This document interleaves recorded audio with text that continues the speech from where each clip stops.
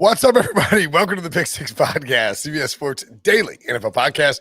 I'm Brinson. I'm your host. This is our flagship show, The Recap. Every Sunday night, we recap what happened in the NFL, and this is the Week 2 recap. If you want to watch us live on YouTube, you can do so, youtube.com/pick6. If you are listening on YouTube or watching on YouTube right now, hit the like button. If you're listening right now, you probably already subscribed, but if not, hit the subscribe button and hit the like button. Comment. You can leave us questions. We'll try to get some at the end of the show, although I can't promise we will for this particular show because I lost my voice, so I'm trying not to talk too much. Joining me to break down all the action from Week 2, Ryan Wilson, John Breech. What's up, boys? Breech, I'll give you two guesses as to how, if you want to take a guess. I'm not sure. You would probably know. How do you think Brinson lost his voice? I would say from talking too much, but he talks too much all the time, and he's never lost his voice. So I have no idea. Well, yes, it's from talking too much, loudly talking too much. To a bunch of people that presumably didn't want to hear you. Worked with him for 10 years, and he hasn't lost his voice a single time. It's been some... It's just not true. I lose my voice all the time. My voice is always hoarse like this. Mm-hmm. We were up in Charlottesville at a wedding and had a good old time. Went to a bar called the Cardinal Hall or something like that on Saturday night. Well, really Saturday afternoon into Saturday night. And then watched a ton of football. Had a bunch of friends there. Met new friends. Was there like a marching band at the wedding? Why were you screaming? Maybe. I don't know. 100% he karaoke. I would go to a wedding with that. Yeah, actually, on Friday night, we had been at the wedding and we were wearing sport coats and button ups and khakis and loafers and whatnot. And a few of us were like, you know what? It's been a while since we've been to a college bar. Let's go downtown into Charlottesville. And we go to this bar called Boylan Heights. And we ended up hanging out and shutting down the bar with a bunch of college kids, which was it was just hilarious. And somebody asked us how old we were. Or no, we asked somebody. One of the people I was with, the wife, said, "How old do you think we are?" Somebody said 34. She goes, "You buy them all shots right now," because 34. And then we went up to White Spot, which is a little burger joint, and we go in. It's like they put a fried egg on the burger. We go in, and my buddy looks around and goes, "Everyone in here, I'm buying your burgers now." And the place loses its mind. And these people are like, "How'd you get so rich?" It's like $36 for like 12 people's burgers. Anyway, I thought it was funny. You guys. No one bought me any burgers this weekend. That's the depressing part of the story. It's like a $3 burger. Why are you going to make us feel bad for who we are, Brinson? Well, I'm just saying it was a fun weekend. And it was bookended by an incredible set of games in the NFL. Maybe the early slate and the late slate weren't fantastic, but Chiefs Ravens, holy moly! Is that the game? Has that already replaced Breech the Cowboys and Buccaneers game as the game of the year? Baltimore wins 36-35 in Baltimore, covering, of course, winning outright, and the over naturally hit. Well, that Cowboys-Buccaneers game got replaced by Seahawks-Titans, which immediately got replaced less than 3 hours later by Chiefs-Ravens. Look, I'll be honest. When the Chiefs went up 35-24, I was about ready to turn off the game, send you guys a text like, let's just start recording now. The Chiefs aren't blowing an 11-point lead. That stuff just doesn't happen. And the reason it doesn't happen is because they just always keep scoring. Like that's why teams score in the fourth quarter. Right. That's why teams can't come back. It's not because the other team can't score. It's because the Chiefs keep scoring touchdowns. And if they keep scoring, you can't come back from 11 points. And so I think the most surprising thing here wasn't necessarily that the Ravens, got the 36 points. They've got a high-powered offense. They have Lamar Jackson. It was the Chiefs just melted down the stretch. You look at their last 3 possessions. They turned it over on 2 of their final 3 possessions. The first one was Patrick Mahomes throwing an interception. I don't know what he was doing. He was falling forward while getting tackling and trying to make a play. And I know Patrick Mahomes makes plays all the time, but when you are leading by 11 points at that situation in a game, just fall down. Just take the sack and punt it. It's okay. And then obviously the Ravens went down and got a touchdown. So all of a sudden it's a 1-score game. And then obviously we saw that Clyde Edwards-Helaire fumble that it was – you can't do that. I mean, you just... Well, credit to Owe, the rookie pass rusher who got his hand in there and sort of peanut punched it. Well, right, but when you're in that situation in the game, in the final 2 minutes, you're expecting everyone to be trying to punch the ball out, unless you're Jeremy Hill, right, Wilson? But anyway... But so you've got to be prepared for that. You have to have the ball covered up. And you know what the funny thing is that I feel like the only reason the Chiefs called a pass play is because they got downfield so quickly, and they're like, oh, we probably need to run some clock so Lamar doesn't get the ball back. Play? Right. No, they were. I mean, Al and Chris were talking. They were on the broadcast going like, I mean, look, the clock is working the Chiefs' favor. The Ravens have one timeout left. I thought it was clear they almost really should have passed it, done like a short pass out, and then run it after that. That was the only run they called on that drive. So it was, I mean, the Ravens had a great comeback, and like John Harbaugh made the call of the year on that 4th and 1, but it was the Lamar Jackson ended up converting, but it was how awesome was it when he goes down the field and you can see him, the great job by NBC. They had the camera on him. He's going, Lamar, do you want to go? And he like asked him once, he's like, all right, let's go. Like, imagine how viral that would have gone if Lamar said no and they sent out the punt team. Like, that could have went the other way. They showed the analytics afterwards. It was like 66% chance of winning if you punt, 99 if you get it, and then like 33 if you. I mean, so it's justified. But here's the thing. I mean, John Harbaugh, sort of like Kevin Stefanski, they have a plan. They stick to it analytically, and we hear Mike McCarthy talk. Mike McCarthy did some dumb things in that game. We'll get to later, but we hear Mike McCarthy talk about it. Mike Tomlin was extremely conservative today as well. I don't understand when you see these teams have success, when you see a team like the Baltimore Ravens with 457 people on the IR and still find a way to win because they have their quarterback and that running game. Why don't you do those things? It's not complicated. But Breech, I'm going to steal your fun fact. I can't believe you didn't do it. First interception in September for Patrick Mahomes. How'd you miss that one? You've been talking about it all week. Lost in September for Patrick Mahomes. And here's your fun fact, Ryan. Monday, right now, right this second, marks the first time since 2016 the Chiefs have not been in first place in the AFC West. That's 5 years. Also, maybe more importantly, if you ask me, the first time, Wilson, that the Ravens with Lamar Jackson have ever beat the Chiefs. Does this have a potential Michael Jordan versus the bad boy Pistons vibe to it? I don't know. I mean, this is the second week of the season. Like the first week of the season, we overreacted in one direction. Credit to me and Brinson, not you, Breech. Me and Brinson both picked the Ravens to cover 3.5. Yep. And they did it. And when they were down 11, I was like, yeah, I need some crazy stuff to happen for it to be a 3-point game. And the Chiefs, I presume, was going to win, but we saw how it ended up. But I think in terms of the long term, we're just sort of calibrating. Last week, we overreacted in one direction. We're sort of coming back to the middle now.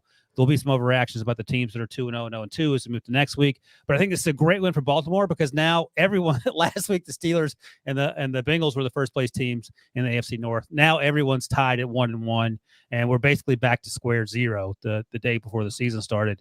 But I think this is a huge win for Baltimore because you don't want to get down 0-2, even in a division where you're probably going to end up being the first or second best team. And also have to carry with you for the rest of the season. Oh my God, we can't beat the Chiefs. If we're going to get to the Super Bowl, we're definitely going to have to go to Kansas City anyway.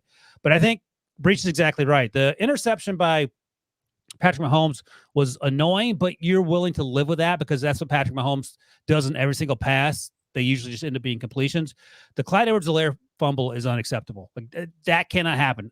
That's the first fumble of his NFL career. Yeah, Odafe Oweh. Amazing. And it's funny, last year when I did the 4 million mock drafts every week, I had Oweh going to Baltimore and several of them. And I remember, and I won't name names, but Baltimore radio host said to me, why were they going to draft someone who had 0 sacks last year at Penn State, which is true.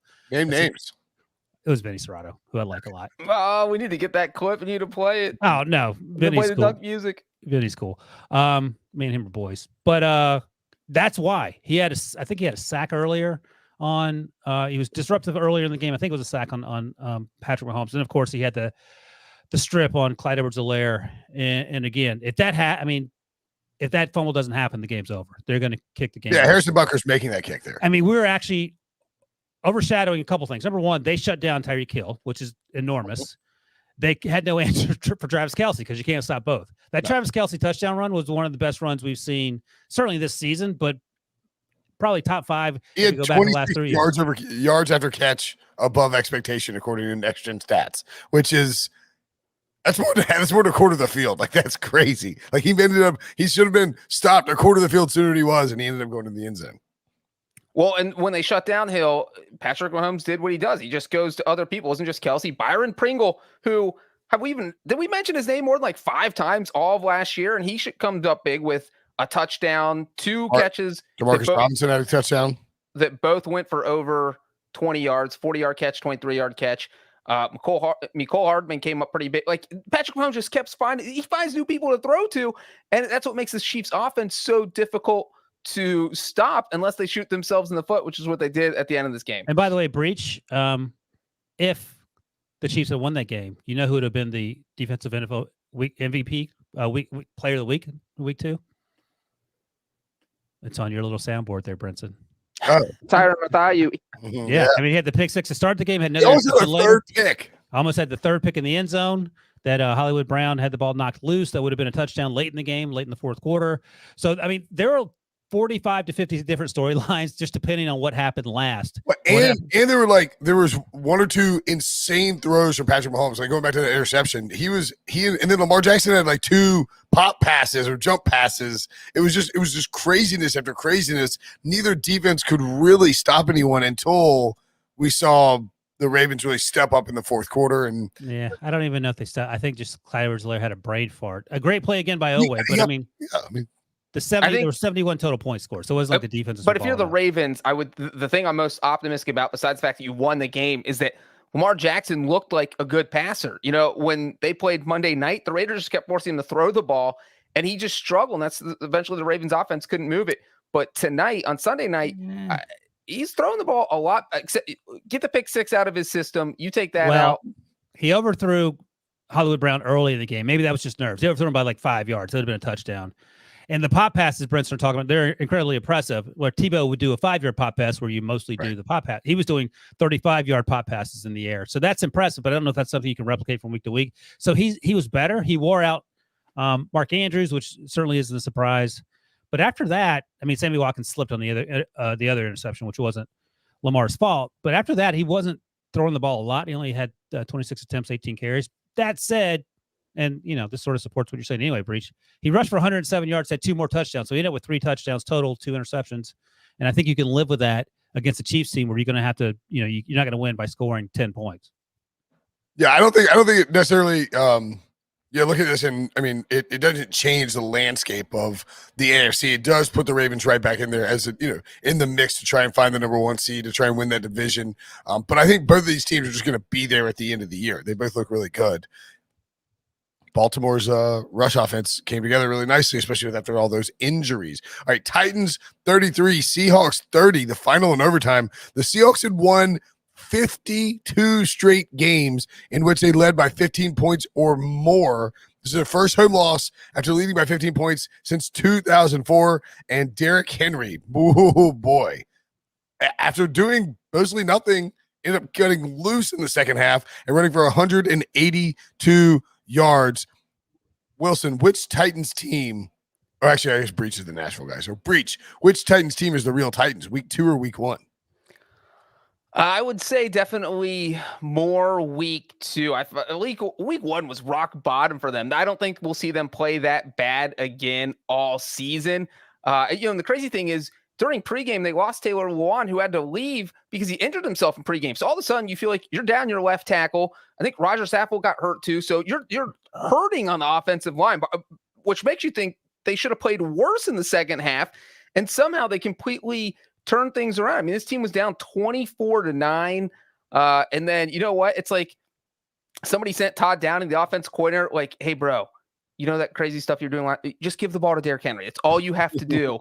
And that's going to work. And then that's what they did. It was Derrick Henry, Derrick Henry, Derrick Henry. And then when the Seahawks got up there and tried to stuff Derrick Henry, they let Ryan Tannehill throw the occasional pass. And, I think if you're the Titans, isn't just that you pulled off the offensive comeback, it's that you held the Seahawks scored 24 points in the first half and then only got 6 in the second half. So like your defense, which got smoked in week 1, comes back in week 2 and kind of shuts down the Seahawks in the second half. So I thought both the fact that the offense and defense really came together in the second half.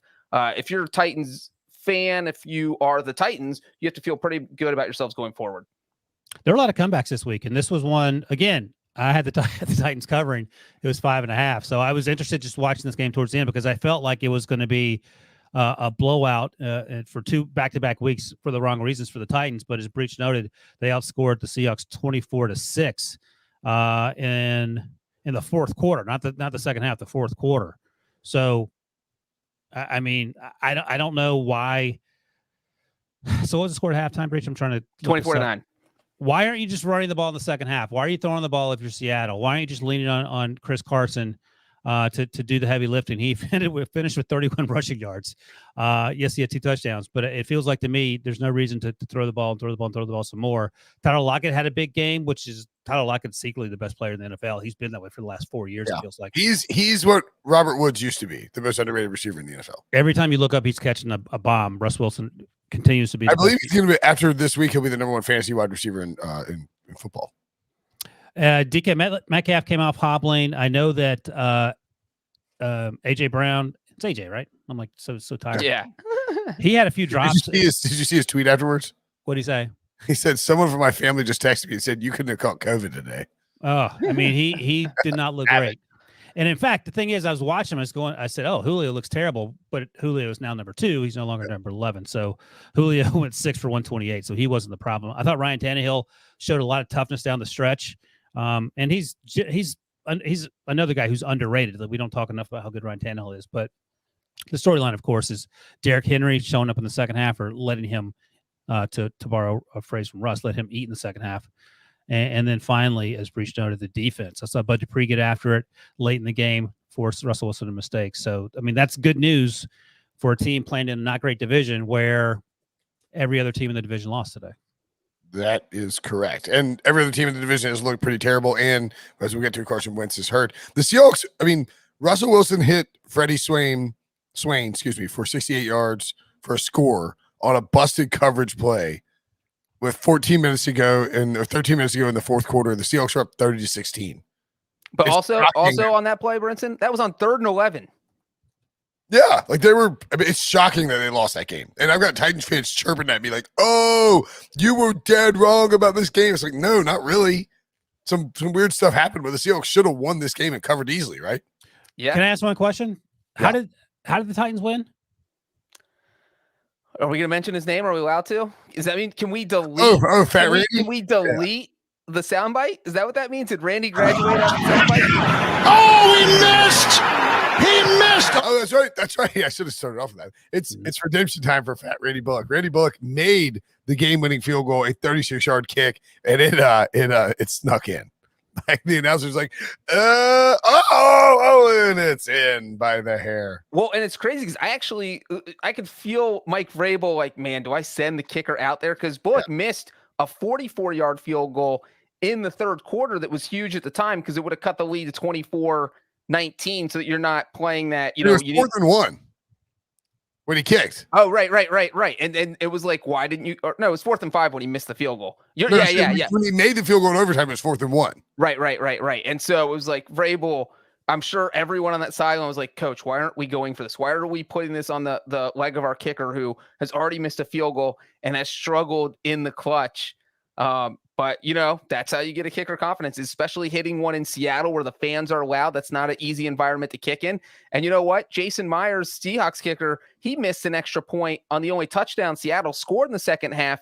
Otherwise, this game's 31-30, and the Titans would have had to go for 2 on that last touchdown at the end. So that kind of changed the complexion of the game also.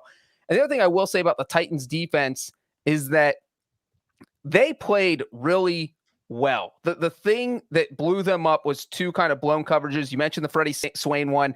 The Tyler Lockett was kind of a blown coverage. They had 2 guys there, but they were both about 7 yards away from him. So that usually doesn't happen unless somebody got a little confused. So you're talking about the Seahawks getting 125 yards and 2 touchdowns on 2 plays where the Titans secondary just got completely lost. But besides those 2 plays, the Titans defense was really good. The Seahawks didn't really put any drives together, because those were just long score touchdowns. So I was actually really impressed with the way Tennessee played. All right, before we move on, you guys say his name.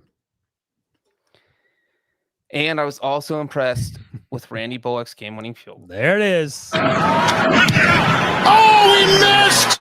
So Breech lives. Let me ask quick. Breech lives in Nashville. He's obviously a Bengals fan. Did you want Randy Bullock to miss that kick? I didn't. I don't cheer for kickers to miss. I don't want them to, which we'll talk about because we're going to get to a kicker who actually missed a clutch field goal. I actually get nervous watching kickers in a situation like that. And Wilson, as you noted, because I think you put it in Slack, fun fact for this game, that was the first time Pete Carroll has ever lost a home opener since he took over as coach of the Seahawks in 2010. He had been 11-0. And he lost to Randy Bullock. It was pretty crazy that the Titans can come back by just pounding the ball with Derrick Henry. Like, that shouldn't be possible, but it did happen. The Colts tried to come back against the Rams. They fell just a bit shy and also fell to 0-2. The Rams are now 39-0, excuse me, under Sean McVay when leading at halftime, including the postseason. They're 2-0 for the fourth straight season. Before the stretch, they've now been 2-0 since 2001 season. Cooper Kupp, 9 catches, 163 yards, 2 touchdowns, and a 27-24 victory for the Rams. Maybe most importantly, Carson Wentz suffered an ankle injury that kept him from returning. Frank Reich said it stiffened up and that he wasn't able to come back out there, which is an ominous sign for the Colts' future. It's also ominous for the Eagles getting that first-round pick. Not a dunk, but just a reality of him not playing. Yeah, it is true. Yeah. A lot of things happened last week. In week 1, Carson Wentz played pretty well, and he just got beaten to death because the offensive line wasn't very good. But we saw a lot of the same things from Carson in week 2 that we saw throughout his Eagles career, in that he likes to hold the ball, he tries to make plays, he sometimes makes poor decisions, a la Patrick Mahomes in terms of like throwing the ball over his head. He did that a couple times. He threw an interception on a shovel pass. I mean, that can't happen down in the red zone or anywhere, frankly. I'm sure I've seen it before, but I don't remember seeing it. An interception on a shovel pass? Yeah. Or shovel pass, right, yeah. No, I've seen shovel pass before. Right. An interception on a shovel pass. Like, the whole point of the shovel pass is that you don't turn the ball over because it's a pass, not a handoff, and it can't be a fumble. So I feel like he's still stuck in the rut of having to do too much because he thinks that there aren't people around him to help carry the load. And I'm sure Frank Reich has tried to coach that out of him. And it's just me speculating. I don't know, but it feels similar to Philadelphia. And then, of course, he got hurt. Jacob Eason comes in, immediately throws an interception when they're down and trying to mount a comeback, and then the wheels sort of fall off.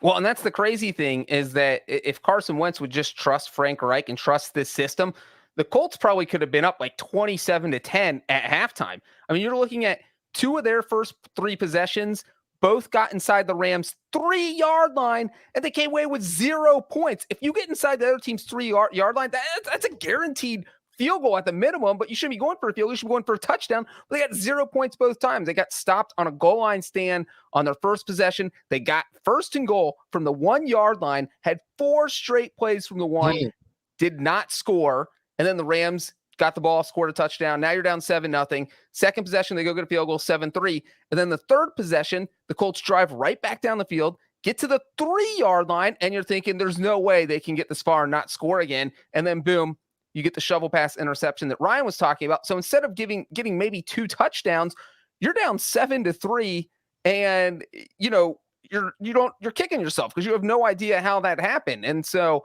I thought that was the difference in the game, was that the Colts came away with 0 points on 2 possessions inside the 3-yard line. And the Rams almost gave the game away in the second half after they kind of took more control when they had that crazy special teams mistake where the long snapper snapped it off the punt protector, and then the ball rolled in the end zone. The Colts picked it up.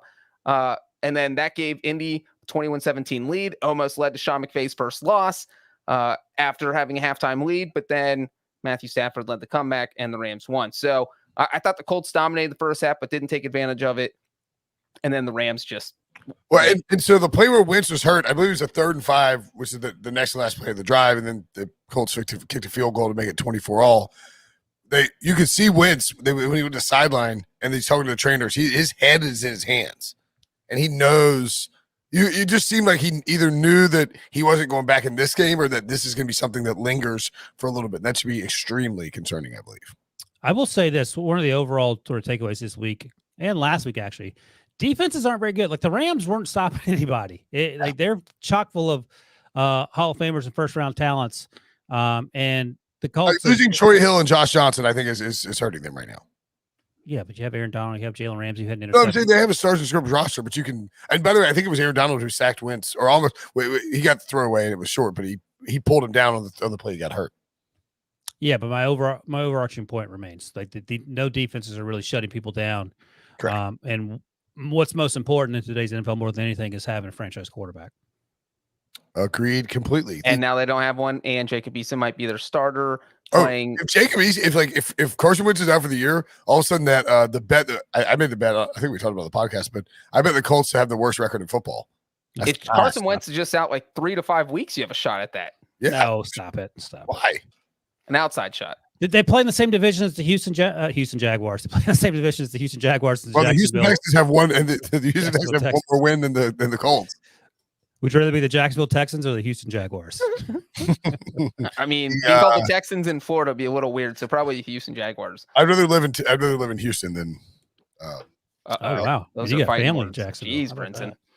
Yeah, I'd have to see my family if it was Jacksonville's already got enough hanging over their head right now. Why do you got to say stuff like that? That's what I got the Colts at. I got the Colts at 25-1 for the worst record in football. Yeah, what a jerk. It's just like rooting against Carson Wentz. Not for him to get hurt, obviously. The Cardinals 34, Vikings 33. Oh boy, Breech. Tough spot. Kyler Murray became the only player in NFL history to throw over 3+ touchdowns and run for a score or at least one touchdown rushing in the first 2 weeks of the season. Of course, the Vikings covered as plus 3.5 point dogs. The over hit quite easily, although the pace slowed down significantly in the second half. And there's a very unfortunate moment where we saw, I guess I can bring it up on my phone if that's not, Debo hates when I do this, but I'm going to do it anyway. Where I believe it's Paul Allen, right? Is the not the late Seahawks owner, but the Vikings play-by-play guy who poor guy did the call of the end of this, and I can't find it. What'd you do? This is like the whole Vikings franchise in a nutshell. Yeah, I'm trying to find it. Hold on. I just put it in Slack. There you go. Thank God for Breech. Well, yeah, that's very nice of you. All right, let's see if we get this going here. Let's see.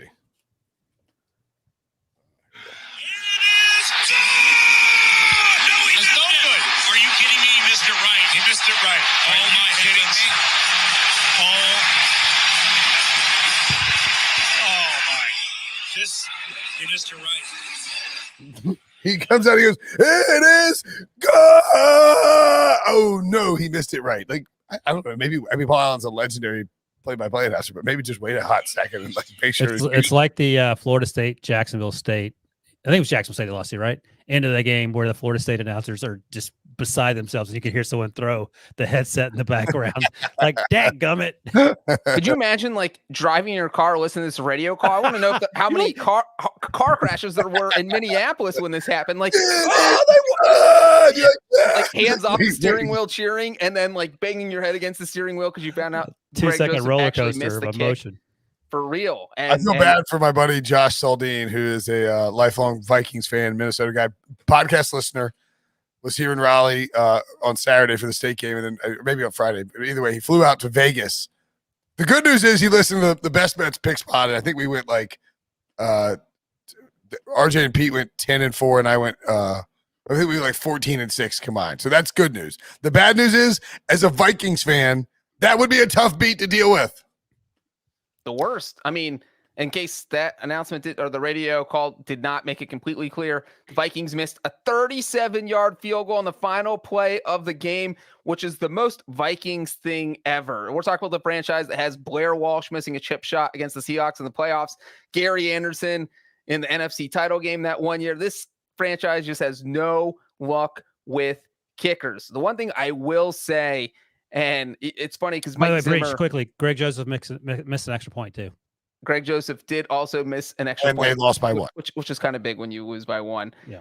And so because Greg Joseph missed an extra point, you have to ask yourself, what in the world was Mike Zimmer doing? The Vikings got down to the Cardinals' 19-yard line with about 35 seconds left. Plenty of time to run 1 or 2 or 3 more plays. And Zimmer said at the end, after the game was over, that he felt like they were close enough. Like, bro, you're never close enough when it's a clutch field goal. This is He kicked on first down. He kicked on first down because they called a timeout with 4 seconds left. So they didn't even try to run another play. They could have. Maybe it was that on 2nd and 1. Cousins hits Kasim Osborne for 8 yards to the 19 with KJ. Like 30. Yeah, KJ. Excuse me. With like 30 seconds left, and they let the clock run down, call timeout, and then go for the kick. Yeah, I mean, I get it, but If you don't want to use your timeout, you could spike the ball there. And it's second down, but the clock stopped and you still have your timeout. And so maybe Zimmer's haunted by that Dalvin Cook fumble last week where he felt like they were going to win. And then, Cook fumbles, Bengals recover. And maybe that's why he decided to kick right then. But if you can get closer. There's no reason not to get closer, especially when, hey, do you know how far an extra point is, Mike Zimmer? 33 yards. This is 4 yards further than that. Your guy already missed a 33-yard kick. So, Greg Joseph has to make that, but I don't know why coaches just think their kickers automatically going to – clutch kicks are the most nerve-wracking for kickers. That's when they miss. Kyler Murray is – somebody on Twitter described him as this, or my buddy texted me and said that he's read it there. He's like Mario when he eats a star. That's what he's like. He's just the way he runs around. That quarterback draw for that rushing touchdown. It's Lamar Jackson is really fast. It's insane to watch how quick Kyler Murray gets off from his spot and is just moving down the field. He's running left and right. He finishes 29 of 36, 400 passing yards, 3 touchdowns, 2 picks.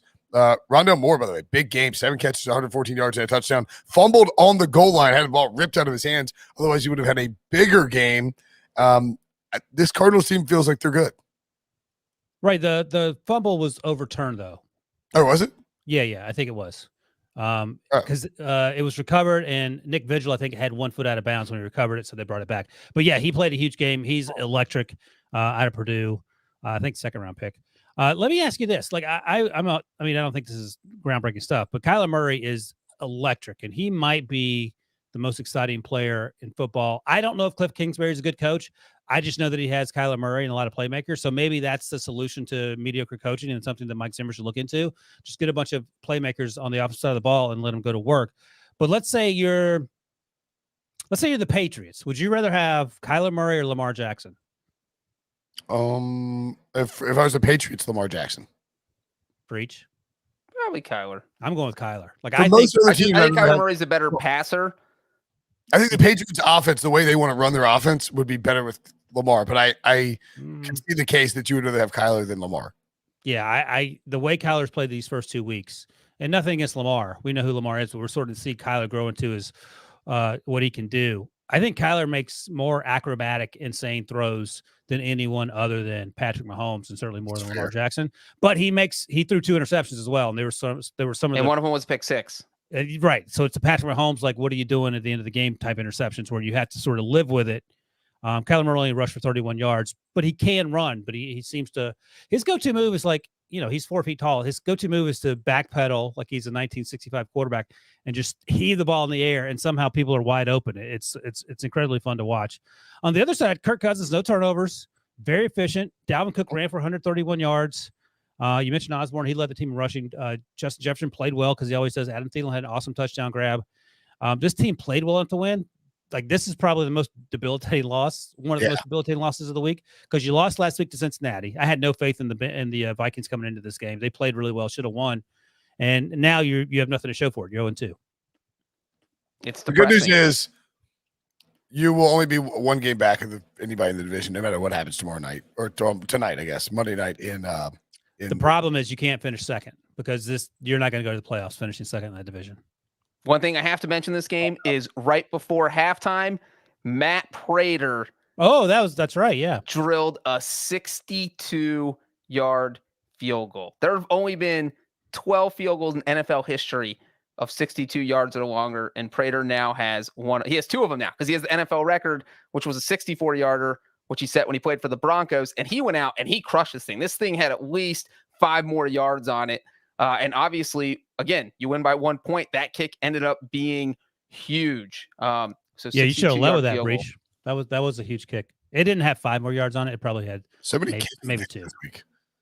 All right, let's take a break. When we come back, we'll talk about the NFC East and discuss the Eagles' sinking playoff hopes. So the Cowboys-Chargers game, which I had said was a lock to go over, didn't quite get there. The Cowboys scored 20 points. The Chargers scored 17. Cowboys plus 3 wins, and the under, of course, hits. This was, I don't necessarily think it was a bad call on the over. It was just the Cowboys and the Chargers doing Cowboys and Chargers things that, like, dumb mistakes that ultimately led to no points being scored. There were a ton of penalties. mostly on the Chargers. Chargers had 12 penalties for 99 yards. Cowboys had 8 for 76. And, that just, I don't know how long the game lasted. It felt Well, like there it were was multiple taunting penalties too. 4 days. There's a dumb one called on Keenan Allen. I mean, this stuff, someone pointed this out on Twitter, and it's exactly true. Why are we answers to questions no one was asking? We don't care about taunting. Fans don't care. Players don't care. No one's ever gotten a fight for taunting. You stand over someone and point at them because they dropped a ball. That's fine. Who cares? Like, if you knock some guy out and he's not awake and you taunt him, I think that's a penalty.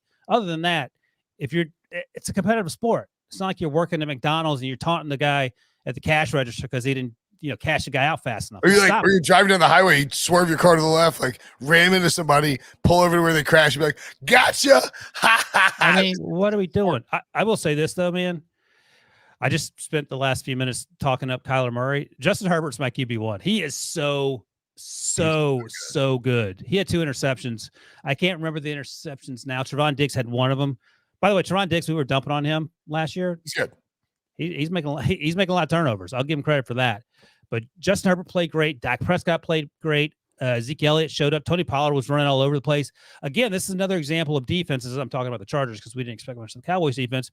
Chargers defense wasn't able to stop anyone. And so you're relying on your franchise quarterback, and he got you most of the way there. But down the stretch, mistakes piled up, and then the Cowboys found a way to win. I got to find the exact – Mike McCarthy did something in the game. I'll look it up. I do think there is a little bit of concern with Justin Herbert's decision-making. Obviously just a second-year player, but this is the second week in a row where he has had 2 turnovers.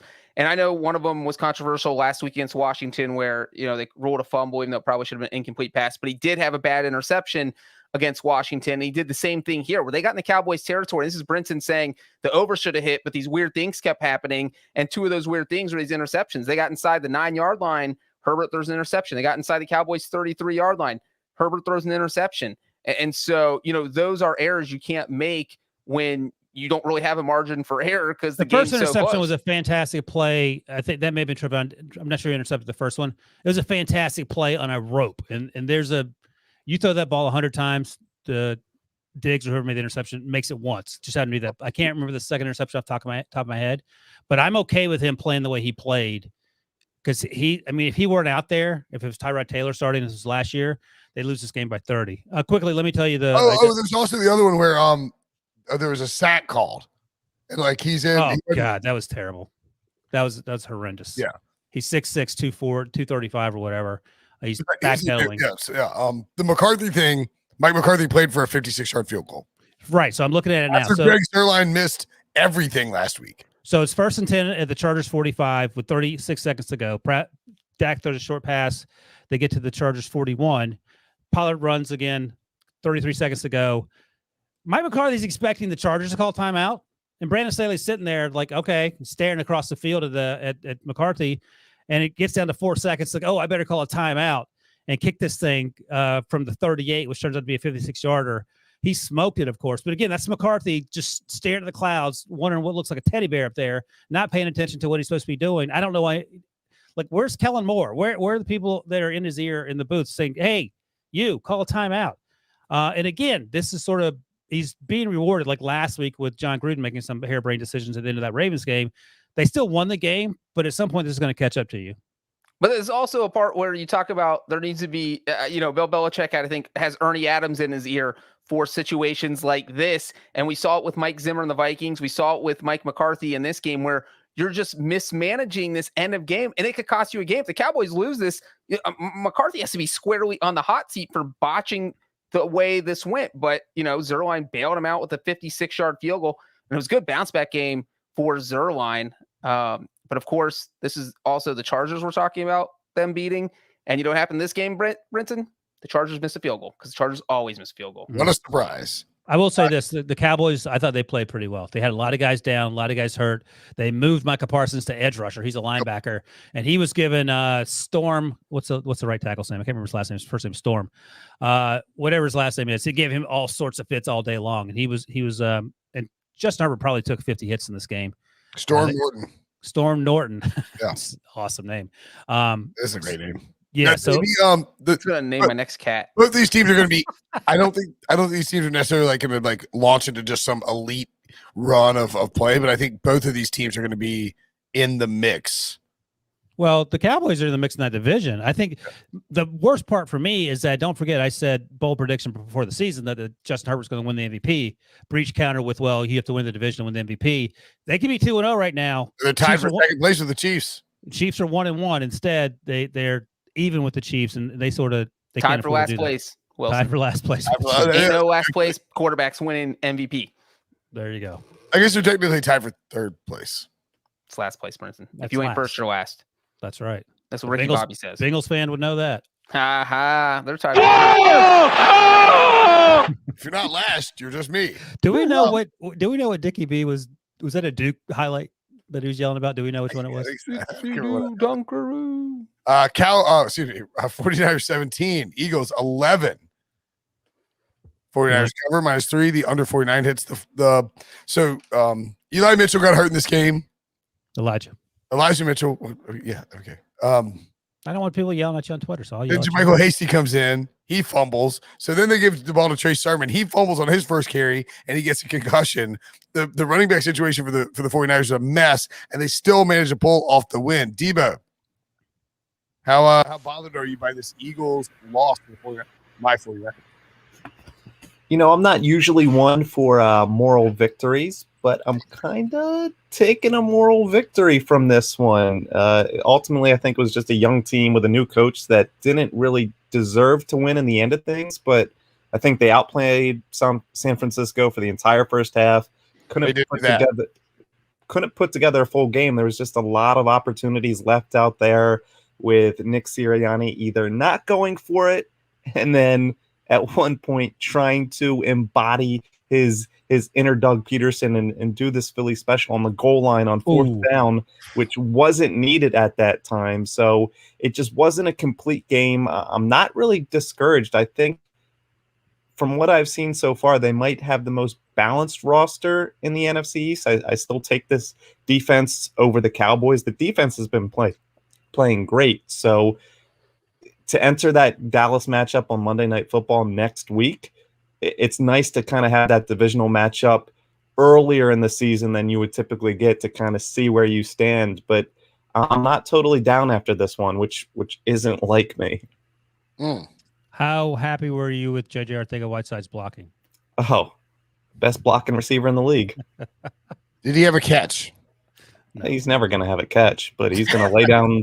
He's going to lay down some blocks. That's and they didn't draft him to have catches. Yeah, and I don't think Hurts' stat line was totally indicative of how he played. He wasn't as good as week one, and that's expected when you go from the Atlanta defense to the San Fran defense. But touchdown taken off the board with Jalen Reagor being a toe out of bounds. Oh, that was tough. Mm-hmm. And that Philly special that we mentioned did have, it is inflated a bit because you do have a 91-yard pass that gets you about half your passing total. But again, looked good on the ground, confident. Would have expected more to kind of torch Josh Norman, 35, 40-year-old Josh Norman.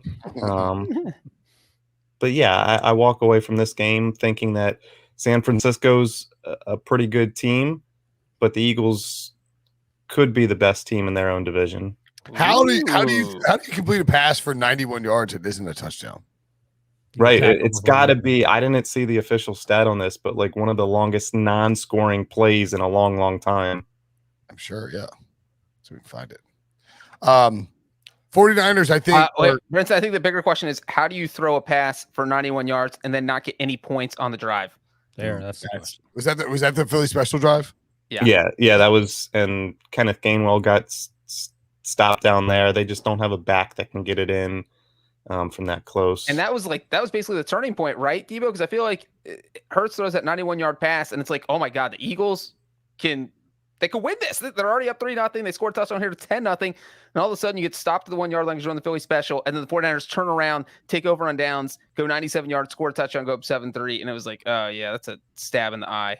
Yeah. And the Eagles had a field goal blocked that could have gone. It really could have been, and it's easy to say that, but it could have been 13-0, and then instead it's flipped and it's 7-3 the opposite way going into half. So that was definitely a demoralizing sequence. It's tough. It's tough to be completely outplaying a team and be leading like that, or have the score be like that at any point in the first half. Yeah, and I'm trying to remove bias, but they were dominating that first half. Crush. It was a joke. Like they were killing and it. The 49ers kind of flipped things in the second half and controlled the ground game and had long drives where ultimately I think they deserved to win. But that first half was encouraging in some sense with the domination, but the fact that it didn't translate to points was not good. But I think it's a young team, young coach. They'll figure that sort of stuff out. But Monday night's a big one. So it's 7-3 Niners going into half. There's no points scored in the third quarter. The Eagles, I mean, golly. You look at these drives. I mean, the Eagles, I mean, the 49ers basically had 3 minutes on each of their 4 drives in the second half, every single one of them. And the Eagles had 1 drive over 3 minutes in the second half, and punt, touchdown for the Eagles. Not great. Man, that is tough. I think San Francisco, this is just sort of a game you need to go get, and you steal it. You're 2-0, and you just sort of stack wins early in the season. And the NFC West is just hard right now. And not only are you 2-0, but you just got 2 road games out of the way. Yep. So now, you've got way more home games coming up, and you went to the East Coast, which is not easy to do, and swept it. And Jimmy Garoppolo's giving you no reason to put him on the bench. Correct. I mean, he did kind of in the first half. He did not look great. The Raiders dominated the Steelers 26-17. The Raiders, of course, covers 5.5 underdogs. The under 46.5 hit. The Raiders are 2-0 for the second straight season. Henry Ruggs now 3 career touchdowns, all over 40 yards, and 2 of them are over 60. Ryan, what is your panic scale on the Steelers? 1 to 10 after getting obliterated by Derek Carr. This is the first time I haven't watched a Steelers game like live in probably 7 or 8 years. Wow. And I was okay with it. They have a new offensive coordinator. It's basically like they have the same offensive coordinator. They don't do anything differently. Roethlisberger's frustrated because he can't run the no huddle or the hurry up. He has to call plays in the huddle, and then things get bogged down. And credit to the Raiders. I mean, you just talked about San Francisco going on the road, Breech. The Raiders played Monday night at home. Big win over the Ravens. Travel to the East Coast, play a 10 a.m. game their time, or 11 a.m. I'm not sure what time it is in Vegas, the time difference. But either way, a morning game, and they pretty much give it to the Steelers. The Steelers' offense is sputtering. They sputtered last week. They need their special teams and defense to bail them out.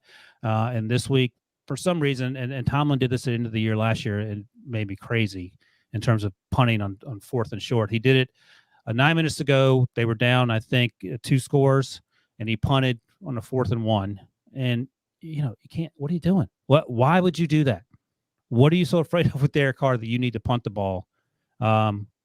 So I think that was frustrating. Another frustrating thing for Steelers fans is that the game was 11 points or 9 points, and the Steelers had the ball with 10 seconds to go, and they run a play, and Deontay Johnson gets hurt. Like, what are you doing? Like, he gets his knees hurt. He can't get off the field. He has to hobble off the field afterwards. Running game can't go on. The offensive line struggling. On the other side, I think Derek Carr is playing great football. He's playing like he did during his MVP season before I think he broke his leg that year. And he looks great. They did it without really much of Darren Waller. They leaned on other guys. You mentioned Henry Ruggs. Hunter Renfrow, who is he'll be playing in the league for 40 years. They couldn't run the ball very well, but they didn't need to. So I think this says probably more about the Raiders for me than the Steelers. I had the Steelers not making the playoffs when we did the preseason stuff. So 1-1 feels about right. You thought they would probably lose to the Bills and maybe find a way to beat the Raiders at home. They have struggled against the Raiders. You mentioned the Raiders 2-0 for the second time in back-to-back years. For the first time since 83-84, and they went to the playoffs in 83 and 84 and 85. We'll see if they can make their way to the playoffs, which they have not been to. When's the last year the Raiders went to the playoffs, Breech, off the top of your head? Whatever year Derek Carr broke his leg, 2017? Yeah, 2016. 2016. Jack Del Rio. 2 years before Jack Del Rio. Cost somebody a lunch. It was 2 years before Jack Del Rio had to announce at his press conference that he was being fired for John Gruden. It's unbelievable. Yeah, I think the Raiders will probably be a little bit overvalued moving forward. I don't know, man. They're a pretty good team. Like, what do you mean overvalued? Wilson, do you want a fun fact? Only if it makes me cry. It's going to make you cry. The Steelers have never made the playoffs in under Mike Tomlin in any year where they've lost to the Raiders. They lost the Raiders a lot too. Well, I just told you, Breech. 2018, 2013, 2012. Yeah, 2012 game I remember distinctly. 2009. It was a 2012 game. The Palmer was No, they were in Oakland. Darius Haywood-Bay played for the Oakland at the time, and he got jacked up by Ryan Clark. Was he playing there? Maybe Ryan Clark's still playing. And anyway, they lost that game. That was the game that who was the Ohio State quarterback that got in trouble for the tattoos? Terrell Pryor. Yeah, I think he had like a 90-something yard run in that game. The twist of that that, was when the Steelers went 8-8. The worst record Mike Tomlin's. the twist of that fun fact is if they had beaten the Raiders in any of those seasons, they would have made the playoffs. Okay, well, I just told you that I had the Steelers missing the playoffs in my preseason picks. Well, so then you feel good about it. I feel better about that than I feel about being Carson Palmer was the quarterback. Okay, I believe you. All right, I just looked it up. Darren McFadden threw a touchdown pass that game. Darren McFadden, golly, Arkansas's own Darren McFadden. Right? Ryan, let me ask you: are you surprised that the Steelers' rushing game has been trash so far? No, their offensive line is a different type of dog doo than it was last year. They have new dogs with Smell your poo. taking the same type of dumps that don't block for anyone. So yeah, I mean, it is what it is. They had, in their defense, and I'm not making excuses, but credit to the Ravens for winning with the guys injured. The Steelers had Joe Hayden and Devin Bush out. They lost T.J. Watt to a groin injury. They lost Tyson Alualu for the year. T.J. Watt, that's a big injury.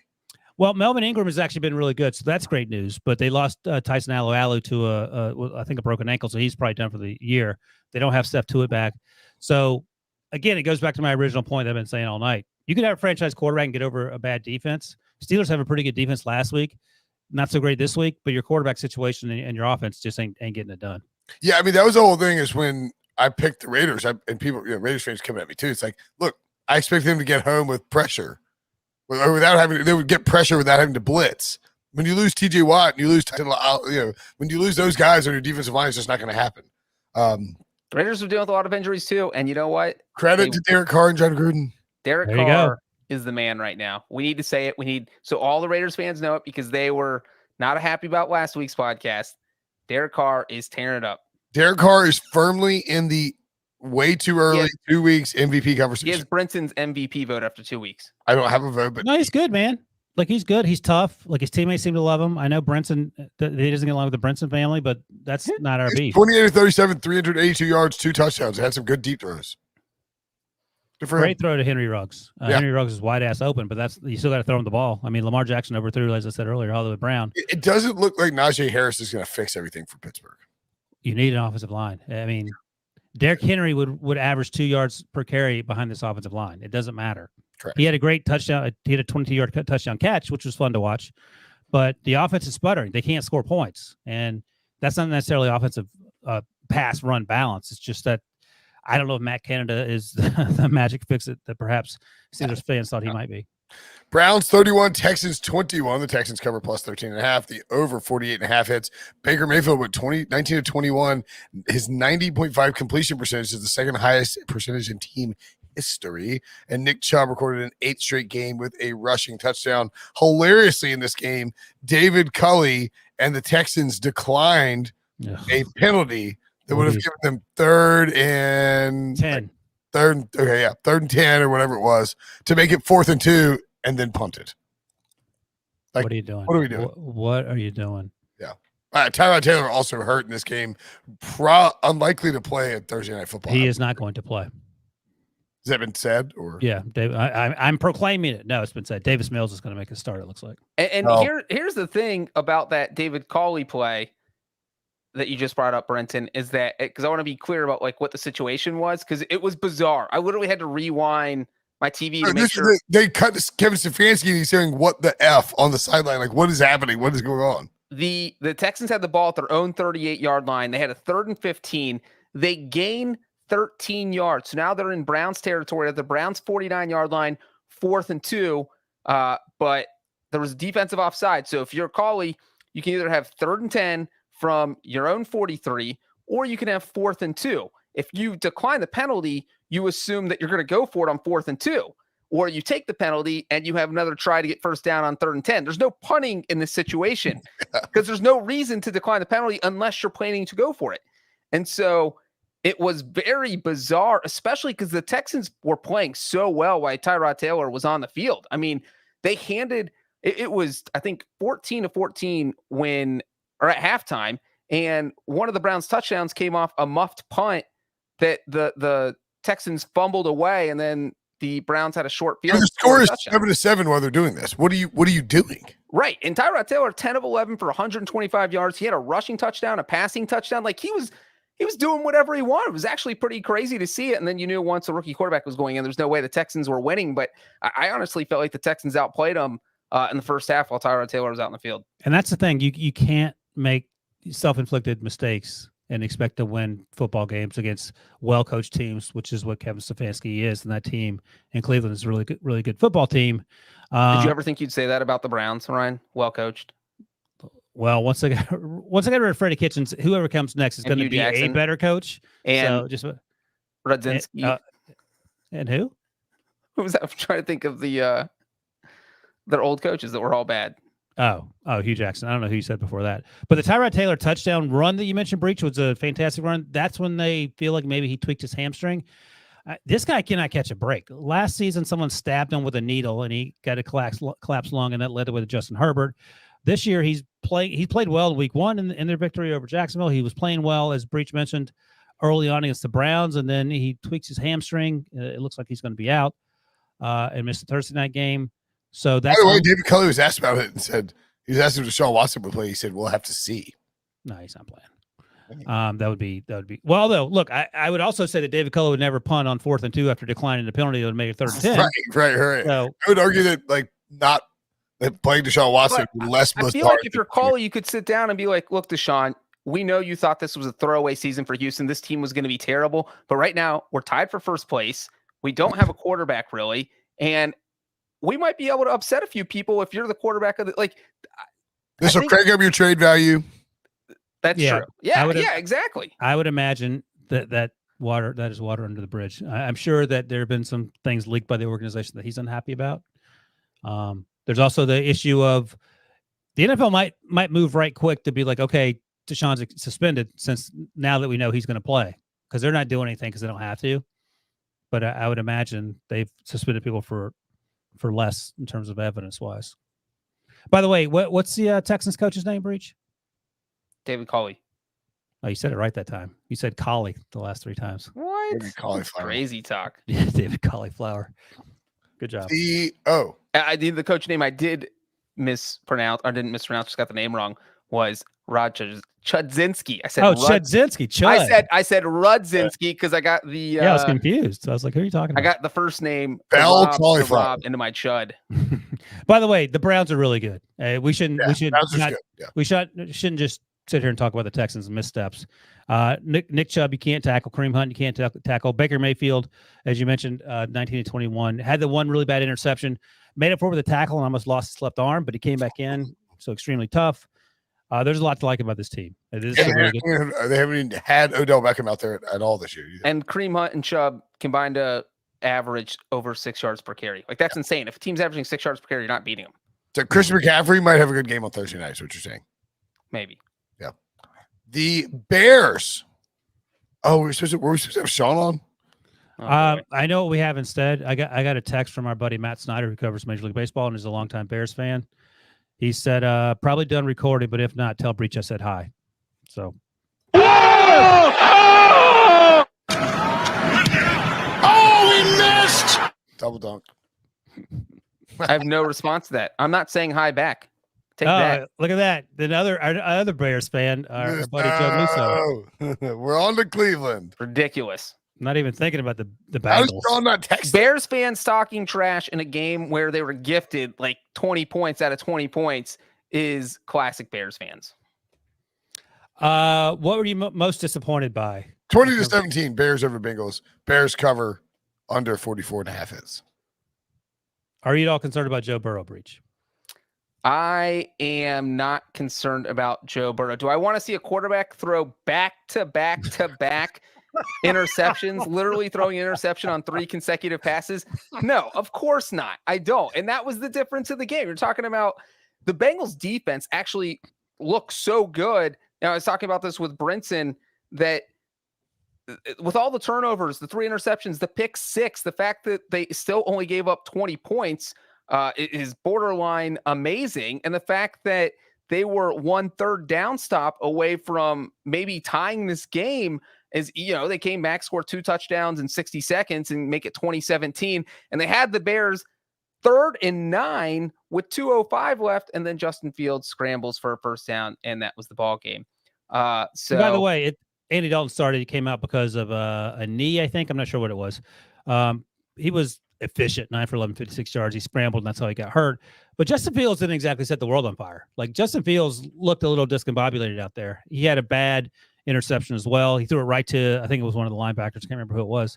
But I wasn't like blown away with his performance like I may have been during the preseason watching Mac Jones, or for example. Yeah, you know what the great irony in this game is that Andy Dalton was the best quarterback in this game, where he played against the guy who replaced him in Cincinnati and the guy who everyone wants to see take a spot in Chicago. And Andy Dalton was the best quarterback on the field. So is that sad, or is that just that's sad? That is pathetic. That is where and that's where you are. If you're a Bears fan, you were clamoring for Justin Fields. They put him in the second half, and he played average. He almost threw the game away with that interception late in the fourth quarter. His passer rating was 27.7. That is definitely not ideal. And so, when Matt Nagy's saying that right now Andy Dalton gives us our best chance to win, this game is what he's going to point to and say, look, you guys got to see a half of Andy Dalton, a half of Justin Fields, and Andy Dalton gave us a better chance to win. And here's something else to keep in mind that we always talk about week 2 as the Andy Dalton revenge game / maybe this is when you put in Justin Fields. Well, he came in and we just talked about he didn't look great. Can he get better? Of course he can. But the schedule doesn't get any easier. They played the Lions in week 4, but that's it. Then you're playing teams that are better than average. And to your point, Breech, the Bengals aren't bad. The Bengals defense is good. They played really well last week. The offense is good. Joe Burrow just had a 3-play run of bad luck and terrible decisions. But I think overall, Joe Burrow, he's a good player. I just think for Justin Fields, maybe Matt Nagy, whose job is on the line, there's no doubt about that, is thinking, okay, if we throw him out there and he craters, there is no going back, because Andy Dalton, what's he going to give you? Well, the question is whether Andy Dalton will be able to play. I'm just saying, like, if people who wanted to be this go Justin Fields now situation, Matt Nagy actually may have been. Oh, no. I think it was always overrated to suggest that Justin Fields would, or always outrageous, I guess would be better, to suggest that Fields would magically fix everything. And Nagy's life would have been much easier if Justin Fields had led the Bears on 3 touchdown drives in the second half and they win the game 34-17. And just go with Justin Fields. Right. But that didn't happen. And so now it makes it a little dicey. So, yeah. Breech, let me ask you this. And I'll ask Brinson too, but I'll ask you first. Oh, boy. What are the chances? How do you feel about, give me some odds on the Bengals finishing ahead of the Steelers in the division?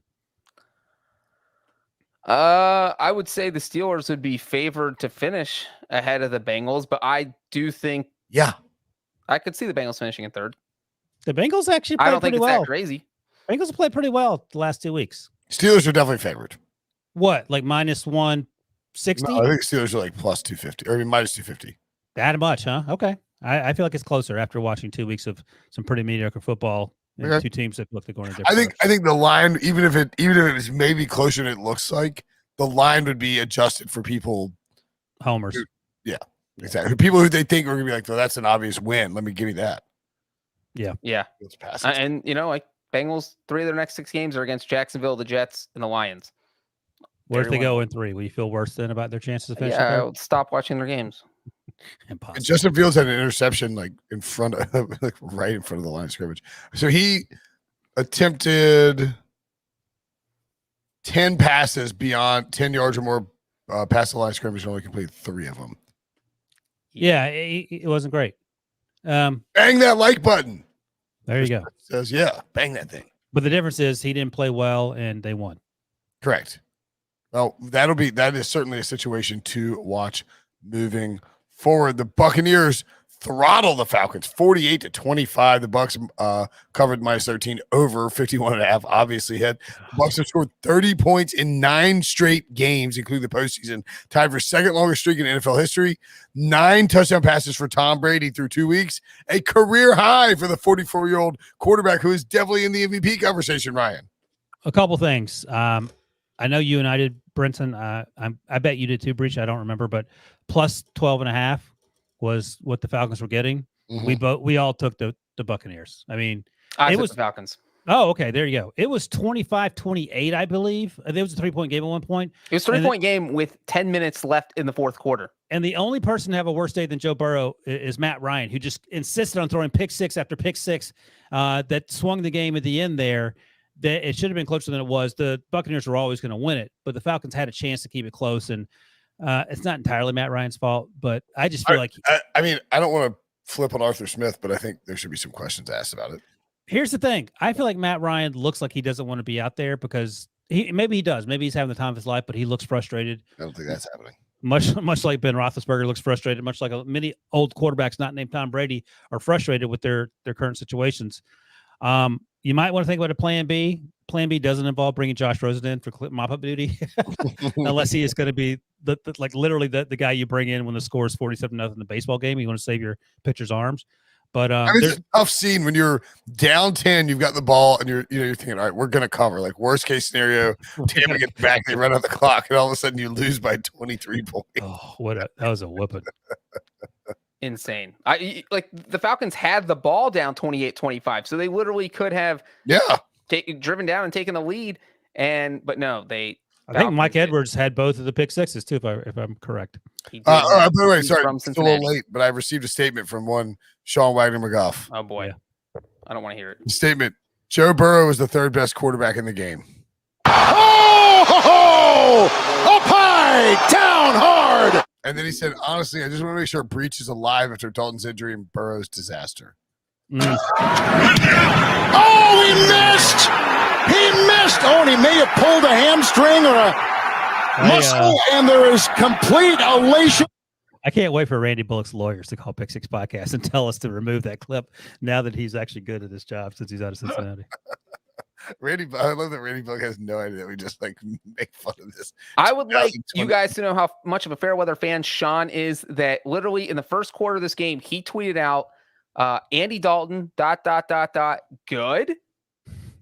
5 question marks, because Andy Dalton led a touchdown drive. All of a sudden, the guy was on the Andy Dalton bandwagon because we're on to Cleveland, as Joe Musso said. We're on to we already talked about Cleveland. We're on to you know what? The Bengals play next week, and first place is on the line against the Steelers, guys. That's all that matters. Oh, Sean is now watching, so if you want to reply to Sean, you can get one more chance. No, I don't care about Sean anymore. I'm not even going to mention Bleep's name ever again. I'm deleting his number from my phone. I'm unfriending him on Facebook. I'm muting him on Twitter. And anything else I can think of, social media. Instagram, I don't know if I follow him, but if I do, I'm not anymore. I follow him on Instagram. He's just as bored on Instagram as he is on Twitter. Please, guy just lighting up. All right. Yeah, Falcons are trash. Arthur Smith, he can't be a one and done because they're going to try to reboot at some point, but it's just run, pass. Oh, no. Look at Debo. The comments. Nice. On YouTube, Sean has entered the chat and is mocking Breech. It's like Vince McMahon walking down the runway. By the way, it's a nice segue. I'll start with this, and you can say what you're about to say. The Falcons are, without question, the worst team in that division. Yeah, I feel like I had a lot better today about my Tampa Bay to win the division bet. Yes. Yeah. Wholeheartedly. Yeah, and we'll see what the Bucs do next week because they play the Rams or 1.5 point dogs, and their defense is a little concerning. But again, so are the Rams. So I mean, we'll see. Like who wins that shootout? It might be an over bet. Yeah, I think that feels about right. It's like 53 or something. I was going to say the over is going to be over 50. Oh, for sure. Let's see if I can find what Debo had it up. Let's see if I can bet it right now. I don't have it up yet, but I would guess it's definitely over 50. Yeah. So the Panthers handled the Saints. Panthers might be, I think they're probably the third best team in the division, but they could be the second. I mean, their defense looks like it's taking a leap. Panthers 26, Saints 7. Obviously, Panthers is 3-point home dogs cover, the under 45 hits. The Saints finished with 128 total yards, the fewest yards for that franchise in 20 years. Panthers' fewest yards allowed since 2008. Sam Darnold continued to look good. Mm-hmm. I think Jameis Winston might be out of the comeback player. Sam Darnold leapfrogged him with this win, Ryan. Oh, man. So Sean Payton, I don't know if he told Pete Prisco this over the summer when he was at training camp, or is this something that Sean has said publicly more than once, but he says our quarterbacks don't throw interceptions. And last week he said publicly. Last week, that was exactly right. When Jameis went off, Jameis threw for 12 yards, had 5 touchdowns. This week, it looked more like Jameis just forcing things, falling backwards, making the Patrick Mahomes type throws that frustrated us tonight in the Ravens game. And, 11 for 22, he didn't throw the ball a ton. They ran the ball a little bit. Actually, didn't run the ball a lot either. Kamara ran 8 times for 5 yards. So nothing was working. And credit to Sam Darnold, credit to Matt Rule. I know Teddy Bridgewater said on All Things Covered podcast that he felt like they didn't do a lot in terms of 2-minute offense in Carolina, and he had some questions about how they were doing things there. It appears like things are coming together. They're buying in. They're 2-0. They were 3-3 last year when things went sideways for the Panthers. So we'll wait and see how this plays out. But this feels like a different football team. McCaffrey's back. McCaffrey's healthy. Darnold feels like a slight upgrade over Teddy Bridgewater. It's not like night and day. But I think there are reasons for optimism. And as you point out, Brinson, if you told me this team's the second best team in the division in 2 months, I believe it. By the way, Sean, if you're wondering why Brinson sounds raspy, he was up to no good this weekend, not doing his job.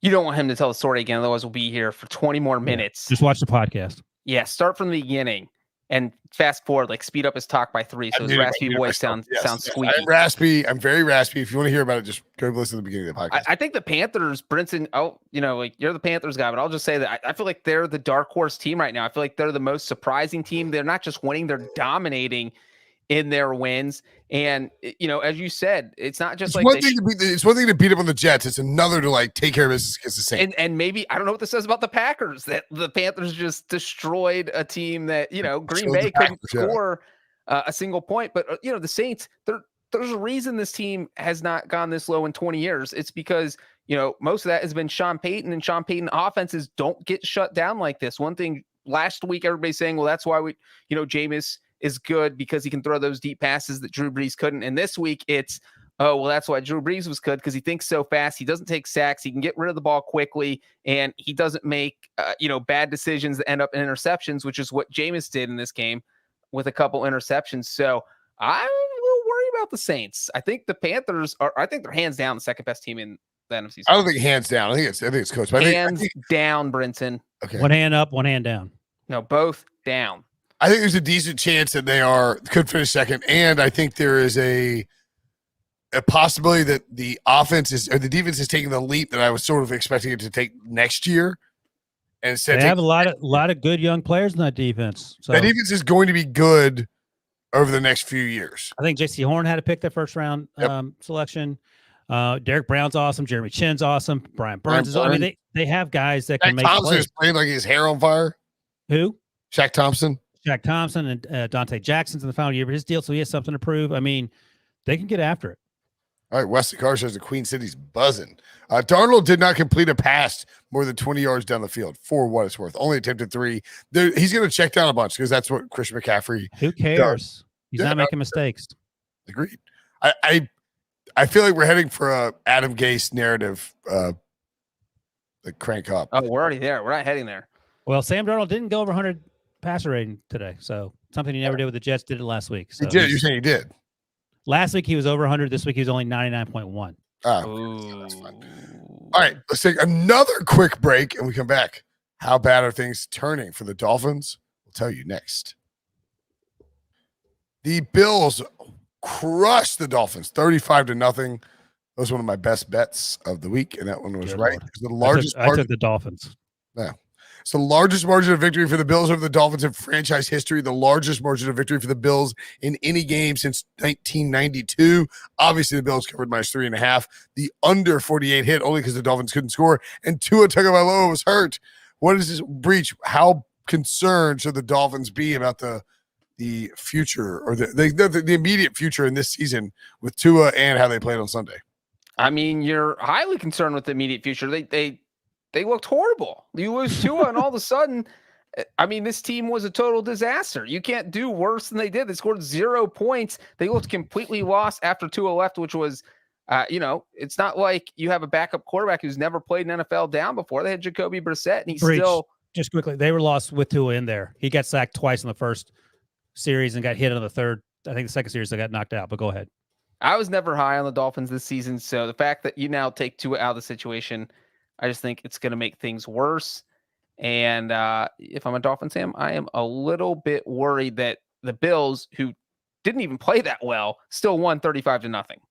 Yeah, the Bills didn't play lights out, but there were a ton of dumb penalties. There were a ton of sacks. There were a ton of drop passes, all by the Dolphins, and that's how in part you get to 35-0. I don't think Tua Tagovailoa leaving changed the course of the game. I think it was the second series that he went out there. He was sacked on the first two of the first 3 plays, got hit on the second series by AJ Epinesa that jacked up his ribs, and he was 1 of 4 for 13 yards when he departed. Jacoby Brissett was fine. He wasn't great. He was okay. He played like a replacement level backup, had a terrible interception.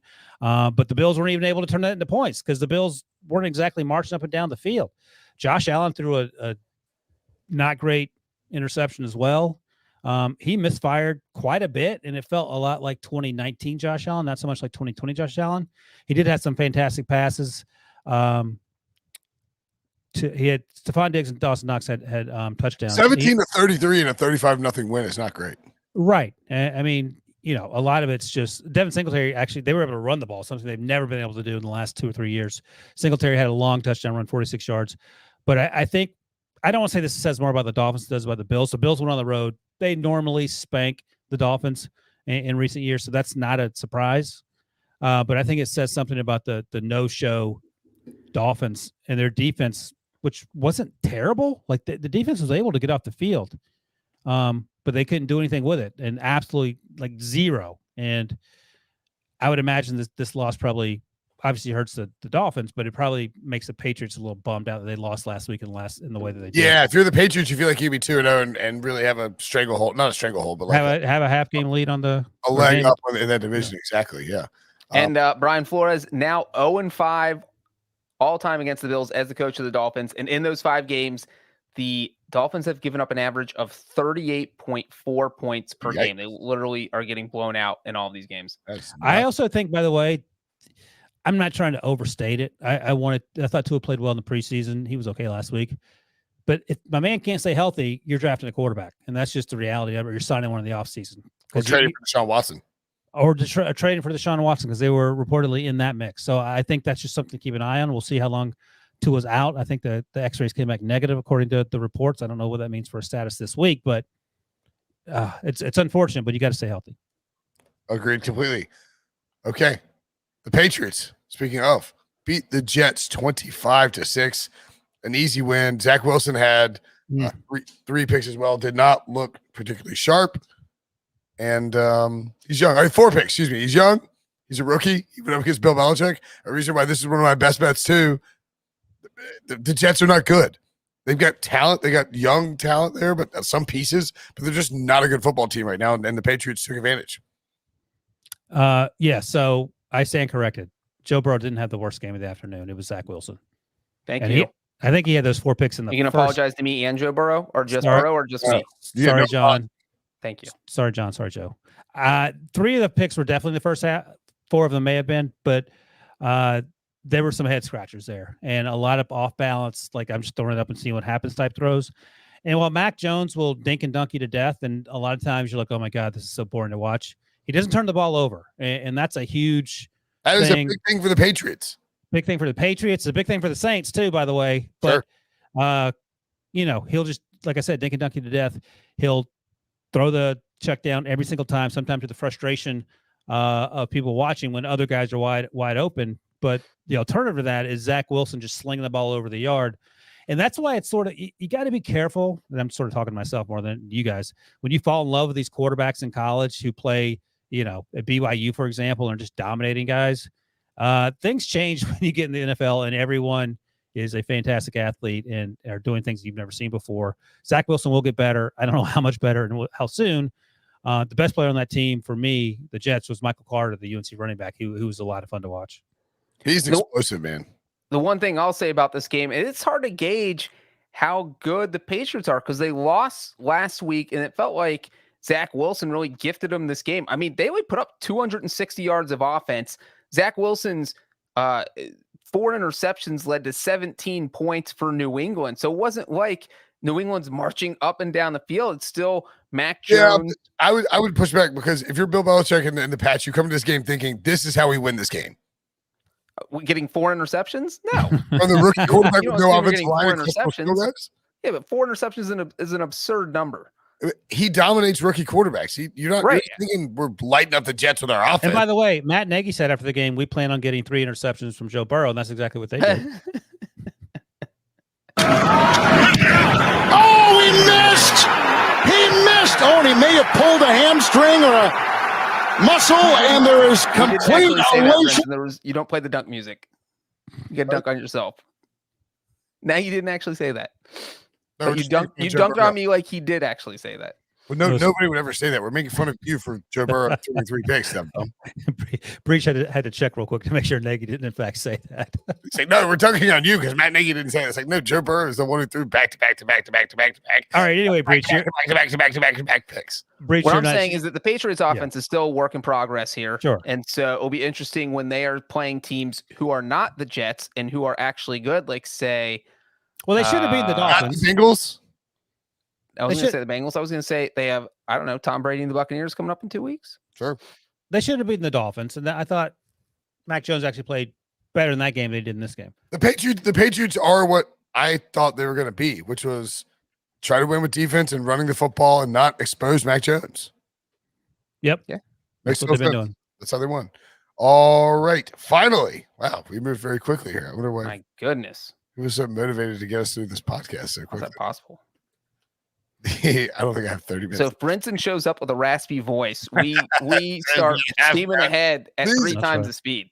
These were less intriguing games in week 2 than they were in week 1. Debo, sign Brinson up for like a 3-night bender in Vegas before every podcast from now on.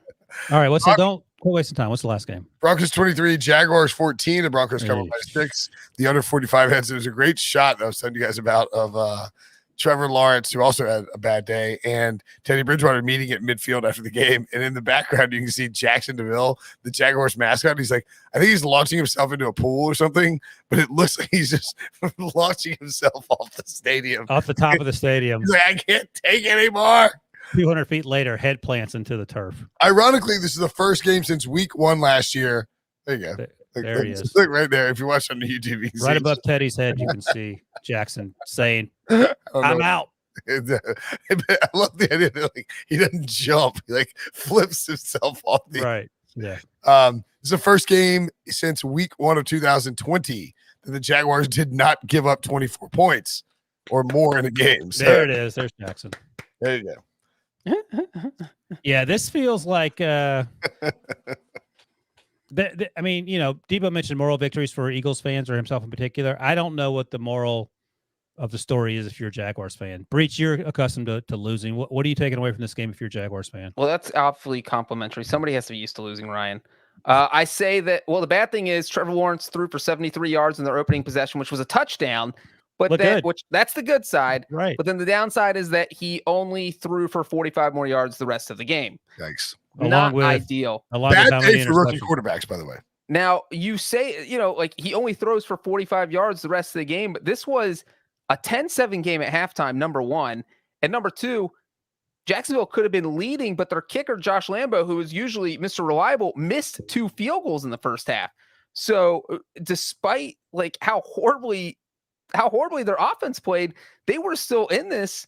And if Lambo again hits those field goals, it's a completely different game at halftime. But it seems like the Broncos just kind of at halftime said, all right, guys, it's Jacksonville. Let's just put them away. They can't do anything.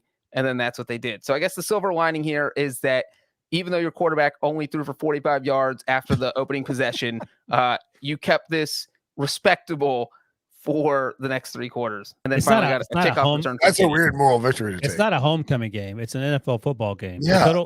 Total net yards, Denver had 398. Jacksonville had 189. Jacksonville had 17 fewer plays. They averaged 2 fewer yards per play, 5.9 to 3.8. I mean, down the line, you mentioned turnovers 2-0. Jacksonville had 2. And the field goals, of course, Josh Lambo's 0 for 2, where Denver went 3 for 3. Hey, Denver, one more thing. Denver had the ball 17 more minutes than Jacksonville. All right. So when will the Jaguars' first win be?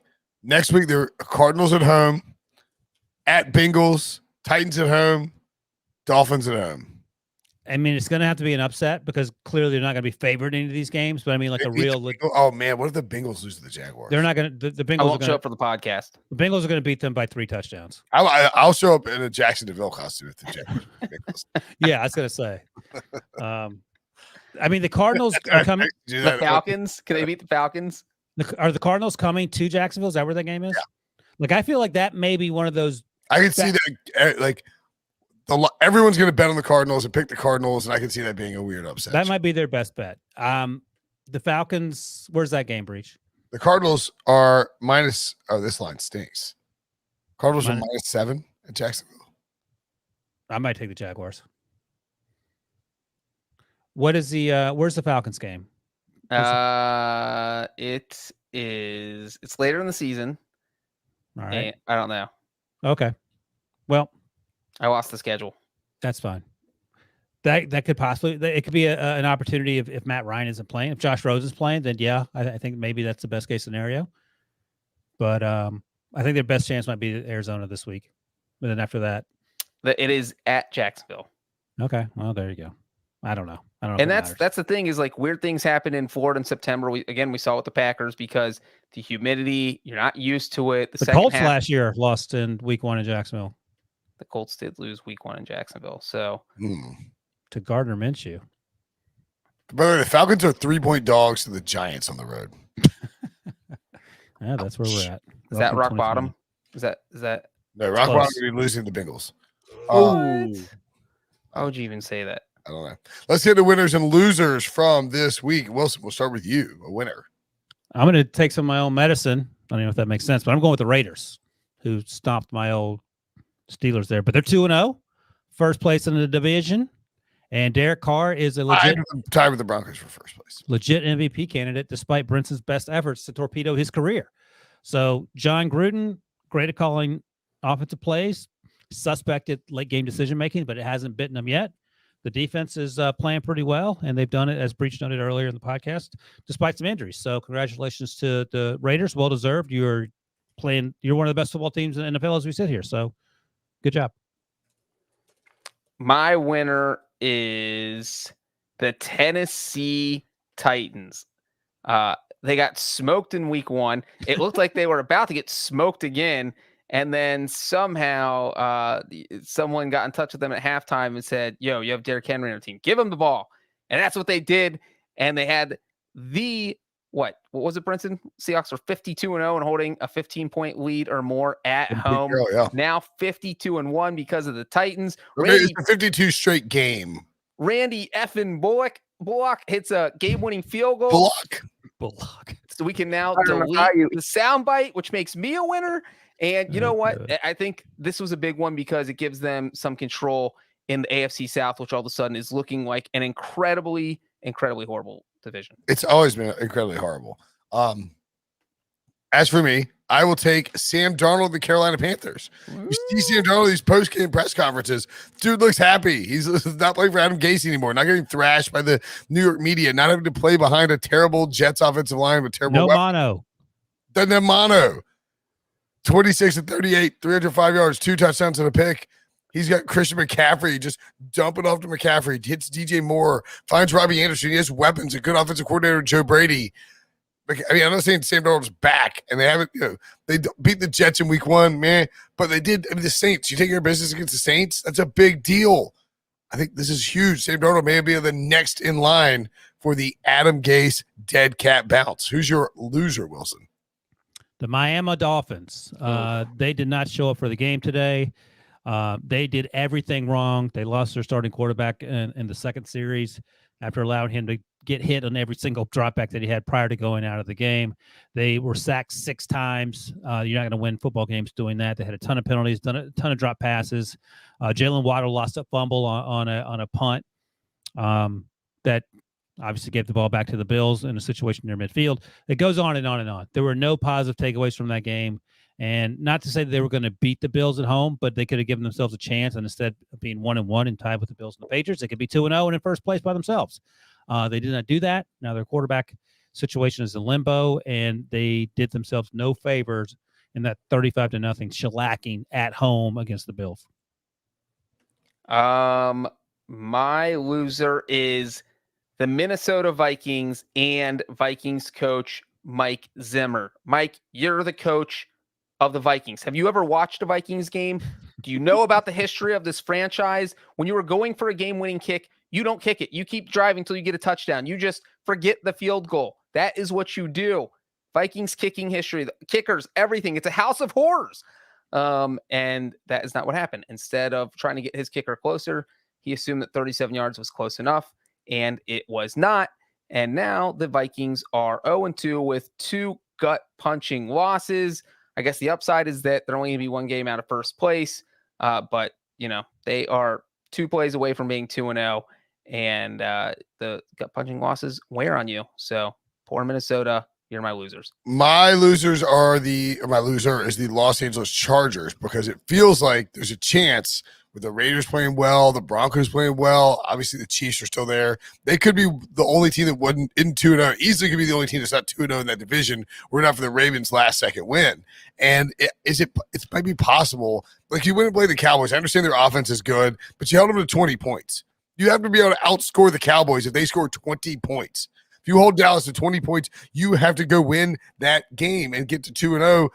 The Chargers, if Justin Herbert's playing incredible football, I'm worried they might be wasting the early portion of his career and not giving themselves a chance to go win something big while he's still under that rookie contract. So for today's loss and the fact that they only scored 17 points, my loser is the Chargers. We also have some losers and winners from the chat. Wesley Carter says, winners Raider, easy loser Seahawks because it paints Russ negatively. I guess that's a Wolfpack fan then, I would assume. Victor Garcia says, winners Lamar finally beat Mahomes. Losers Vikings losing close games. Mike Zimmer should be on the hot seat. He is hot seat. He's on the hot seat for sure. We need a hot seat soundbite. Yeah. What does that sound like?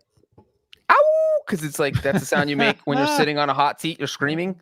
Gotcha. Clarence He says, winners Raiders, Ravens, losers Steelers. Oh, look at that. He even wrote pit, like armpit, Ryan. That's what you cheer for, an armpit.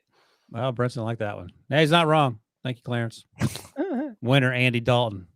Bob Swirsky says, winner Andy Dalton, because now nobody is screaming about how it is a crime using starting over Fields. I don't know if Andy Dalton can be classified as a winner if he ended up. I'm going to have to steal Bob's answer and make Andy Dalton my winner. Well, it's the last chance you had to use him as a winner for the next 9 weeks. Thanks.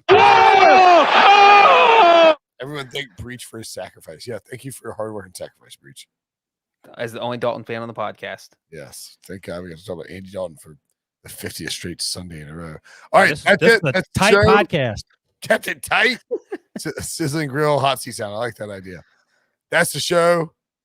For Wilson and Breech, I am Brinson. We will see you guys tomorrow.